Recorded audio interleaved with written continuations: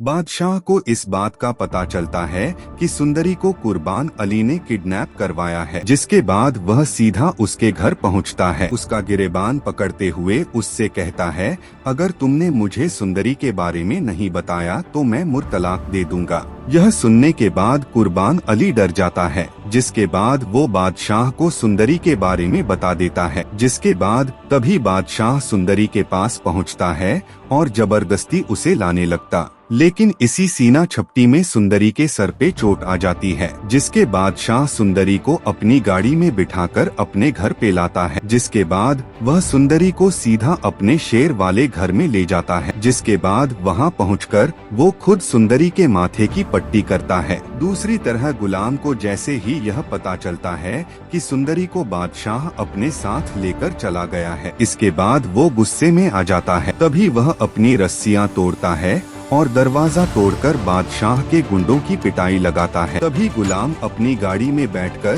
सीधा बादशाह के फार्म हाउस में पहुंच जाता है। वहां पहुंचने के बाद गुलाम सीधी अपनी गन निकालता है और बादशाह के ऊपर तान देता है। जिसके बादशाह जब ये देखता है तो उसी वक्त अपनी गन निकालकर गुलाम पे तान देता है। लेकिन तभी सुंदरी बीच में आ जाती है और बादशाह को रोक लेती है। बादशाह प्लीज गोली मत चलाना। लेकिन तभी पीछे से बादशाह का बंदा आता है और वो गुलाम के सर पे जोर से डंडा मार देता है। जिसके बाद तभी गुलाम वहीं पर गिर के बेहोश हो जाता है। जिसके बादशाह सुंदरी को अपने साथ लेकर शेर वाले घर में आ जाता है। जिसके बाद वो जानदार के पास आता है और उनसे कहता है, मैं सुंदरी से ही शादी करूंगा। लेकिन तभी मूर्ख यह बात सुन लेती है तो वह अपने अब्बू कुर्बान अली को कॉल करके बता देती है कि बादशाह सुंदरी से शादी कर रहा है और वो मुझसे मोहब्बत नहीं करता। जिसके बाद अगले दिन बादशाह सुंदरी को शादी की शॉपिंग कराने के लिए मॉल लेके जाता है।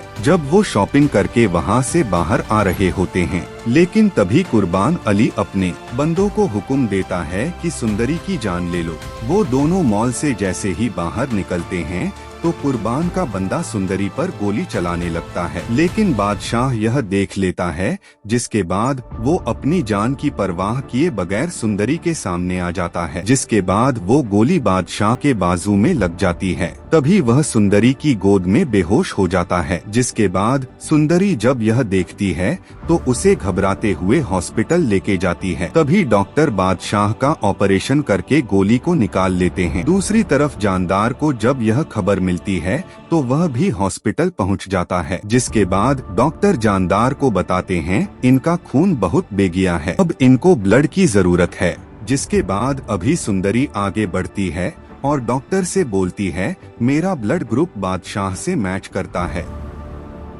आप मेरा खून ले लें लेकिन बादशाह की जान को बचा लो। जिसके बाद सुंदरी अपना खून देके बादशाह की जान को बचा लेती है। दूसरी तरफ बादशाह को जैसे ही होश आता है तो उसे पता चलता है कि सुंदरी ने अपना ब्लड देके बादशाह की जान को बचाया है। जिसके बाद वो ठीक होके घर पे पहुंचता है तो पता लगवाता है इस हमले के पीछे किसका हाथ है। जिसके बाद उसे यह मालूम होता है कि किसी और ने नहीं बल्कि कुर्बान अली ने करवाया है। तभी वो अगले दिन पुलिस में कंप्लेंट करवाता है। जिसके बाद पुलिस कुर्बान अली को पकड़ कर ले जाती है। जिसके बाद वो घर पे पहुंचता है तो वो सुंदरी से कहता है, सुंदरी अगर तुमने मेरी साथ शादी ना की तो मैं गुलाम की जान ले लूंगा। सुंदरी गुलाम की जान बचाने के लिए बादशाह से शादी करने के लिए राजी हो जाती है। जिसके बाद तभी मौलवी साहब को बुलाया जाता है। जिसके बाद खुशी सुंदरी को तैयार करके बादशाह के पास लेके आती है। मौलवी साहब इन दोनों का निकाह शुरू करते हैं। तभी मौलवी साहब सुंदरी से पूछते हैं कि आपको बादशाह से निकाह कबूल है? तो सुंदरी हाँ कर देती है। लेकिन जब मौलवी साहब बादशाह से पूछता है